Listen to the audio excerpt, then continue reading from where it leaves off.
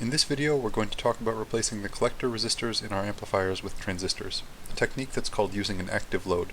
That name comes from transistors being active devices that require power, as opposed to resistors being passive devices that don't.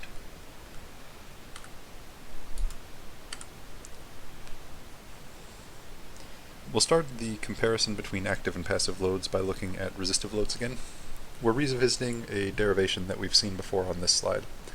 And the upshot of it is that gain and the bias point, specifically the dropout of the collector resistor, are linearly related in a common emitter. As a reminder, we found that result by noting that AV is equal to minus GMRC, and GM is equal to IC over phi TH, and IC is equal to VCC minus VC, the voltage of the collector, over RC. So if we combine all three of these equations, many terms cancel out, and we've observe that AV is equal to VCC minus VC over phi TH.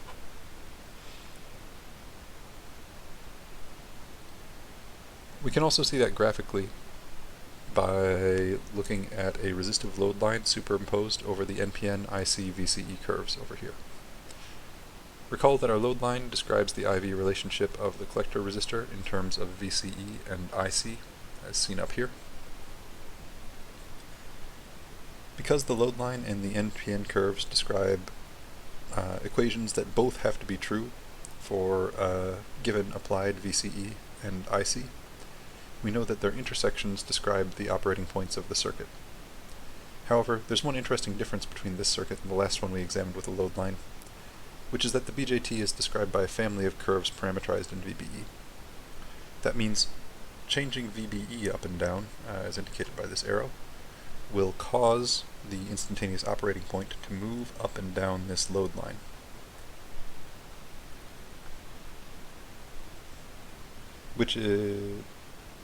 That means that we can see that if we raise VBE too high, then our operating point will bump into saturation over here. And if we lower VBE too far, then our operating point will bump into cutoff down here.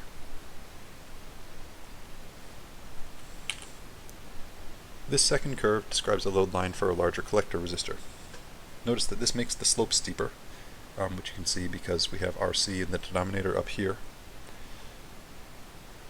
or because we traverse the same range of VC with a smaller change in V in.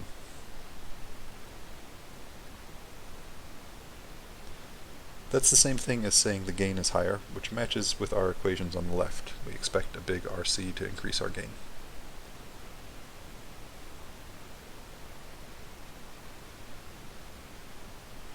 However, the larger RC also means that we're operating at a lower IC and VC value, which means that we'd have much less swing downward before we bumped into saturation than we did with a smaller resistor value here.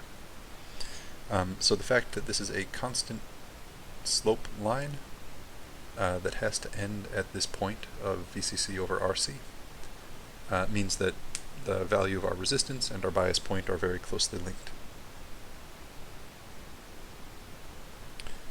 Now, if we're free to change VCC, we could restore this to operating at a higher current, but we'd like to break the link between gain and VCC.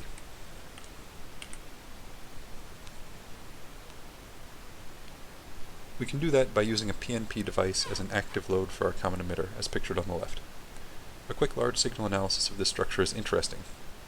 We know both the transistors will be in the forward active region as long as VCC is greater than 2 VCE sat, and as long as VC stays between VCE sat and VCC minus VCE sat. However, the large signal analysis doesn't actually tell us the large signal value of VC, or what values of VBN and VBP we need to use to make this work. We'll circle back on those biasing details soon. However, even without hammering out the biasing details, we can get some quick intuition about how active loads work from load lines. Instead of superposing resistive load lines on the NPN IC VCE curves, I've added PNP IC VCE curves to the NPN's axes. Like the NPN curves,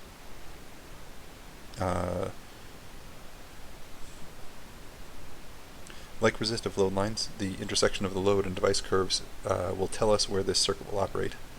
And that intersection is interesting. So for instance here, and that intersection is interesting because both the NPN and PNP curves are almost flat lines in the forward active region. So even a small deviation of V in will result in the operating point swinging all the way to the left or all the way to the right, which shows that there's a huge gain in this structure. And we'll analyze exactly how big that gain is in a video soon.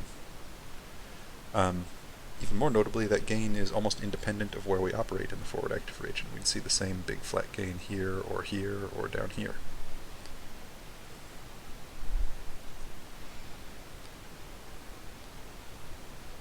So that gain is independent of our VCC value. So in summary, resistive loads link gain and your bias point. Using transistors as loads, which are referred to as active loads, allows us to create high gain amplifiers without needing a very high VCC to control the bias point. But the bias point of a circuit with an active load is hard to predict, and load line analysis helps us to see all of this.